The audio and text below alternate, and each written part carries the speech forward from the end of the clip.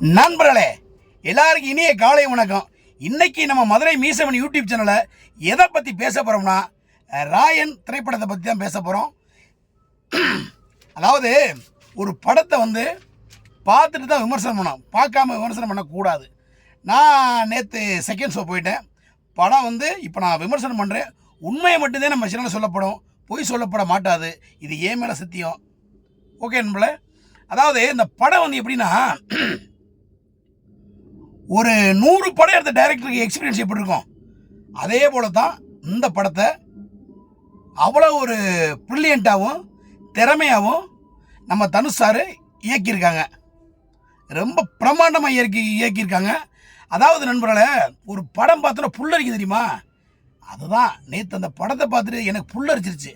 ஏன்னா கதைக்களம் அவ்வளோ ஒரு அழகாகவும் நேர்த்தியாகவும் எடுத்திருக்காங்க. இதில் சொல்லப்போனால் இதில் எப்படின்னா, தனுஷோட 2 தம்பிங்க இருக்காங்க, ஒரு தங்கச்சி, மொத்தம் 4 பேர் அந்த குடும்பத்தில்.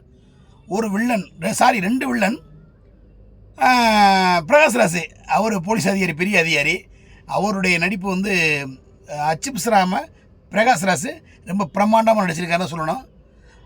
ஒரு போலீஸ் எப்படி இருக்கணும் அப்படி கதைக்களத்துக்கு அவ்வளோ ஒரு பக்குவமாக பிரகாஷ்ராஜ் ரொம்ப பிரகாசமாக பிரதிபலிச்சிருக்காருன்னு சொல்லணும்.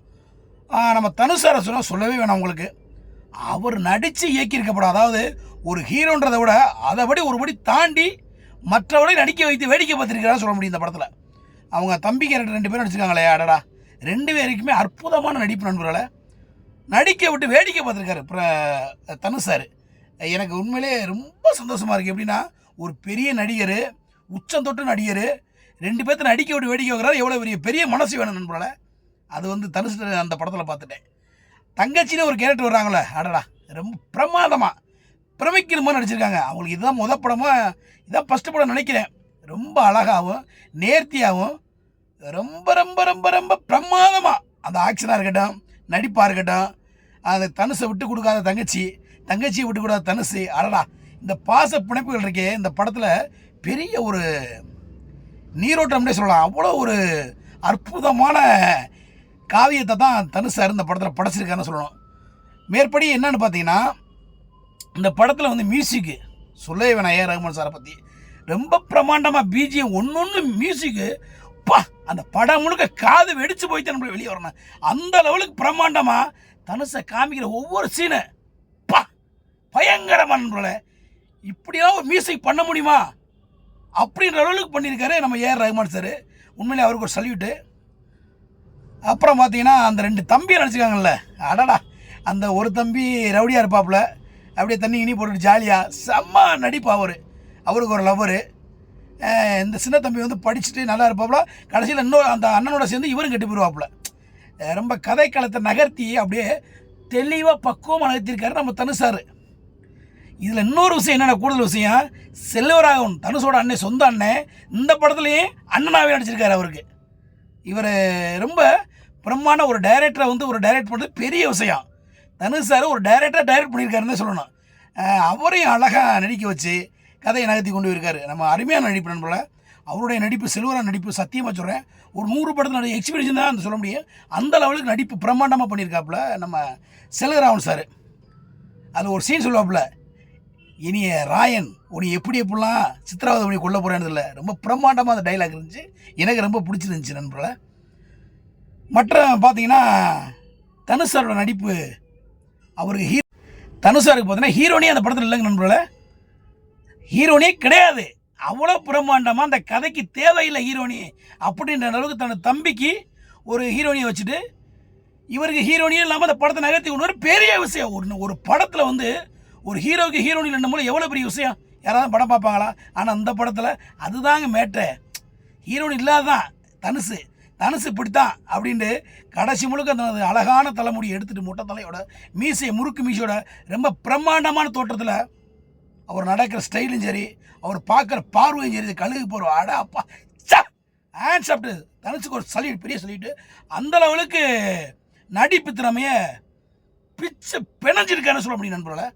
அவ்வளோ ஒரு அருமையாக பண்ணியிருக்காரு நடிப்பு.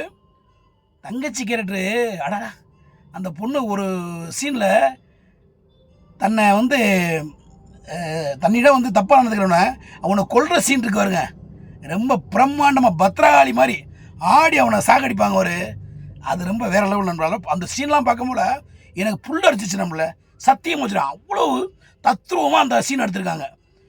இன்னொரு விஷயம் பார்த்தீங்கன்னா, இடவலைக்கு முன்னாடி இடவலை விட போகிற டயத்தில் ஒரு ஃபைட் இருக்கு பாருங்க, யமன் காலன் தூதன் 3 பேர் மாதிரி, அதாவது யமன் தான் நம்ம தனுசு, 2 பேரும் அண்ணன் தம்பி, யமன் காலன் தூதன் 3 பேர் வந்து அந்த வில்லனை அடித்து கேங்கவே காலி பண்ணுவாங்க பாருங்க. செம்ம சீனுங்க அது. அது முடிஞ்சோன்னா இன்ட்ரோல் வரும். உண்மையிலேயே அது வரைக்கும் தனுஷை வந்து இப்படியெல்லாம் இருக்க மாட்டாருன்னு அந்த படம் முழுக்க பார்க்க நமக்கு தெரியும். இப்படியே ஒரு தனுஷா அவங்க தம்பி 2 பேர் 3 பேர் அந்த கேங்கவே காலி பண்ணுவாங்க. அதில் சொல்லணும், குறிப்பாக சொல்லணும்னா நம்ம பருத்திவீரன் சரவணன் சார் அவர் அந்த படத்தில் ஒரு வில்லன், ரொம்ப பிரமாண்டமாக அழகாக அவர் கொடுத்த நடிப்பை தத்ரூபமாக நடிச்சிருக்கேன்னு தான் சொல்லணும். நல்லா இருக்கு அவருடைய தோற்றங்கள்லாம். நல்லா அந்த வயசான தோற்றங்கள், உட்காந்து பேசுகிற ஸ்டைலு சூப்பர், வேறு லெவலில். அவருக்கு ஒரு சல்யூட்டு. ஃபைனலாக என்ன பார்க்க போகிறோம்னா, நம்ம எஸ் சூர்யா சார், உங்களுக்கு சொல்லாத நண்பர்களே, வேறு லெவல். அதாவது ஒரு நடிகர், ஒரு டைரக்டர், 2 டைரக்டரை தனுஷ் சார் இதில் டைரக்ட் பண்ணியிருக்காருன்னு சொல்லணும்.